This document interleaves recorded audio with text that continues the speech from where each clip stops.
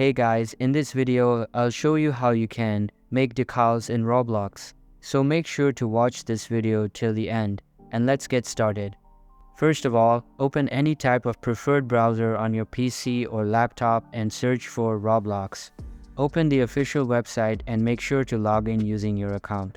After logging in, you will be redirected to the home page where all of the games will be present. Now go to the Create tab at the top of the screen. Then select Dashboard and go to Decals inside the Development Items section.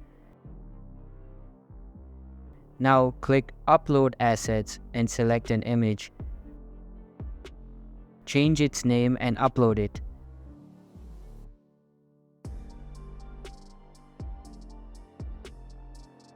Now copy the link to use it wherever you like. And that's how you can make decals in Roblox. Hope you like the video. Thanks.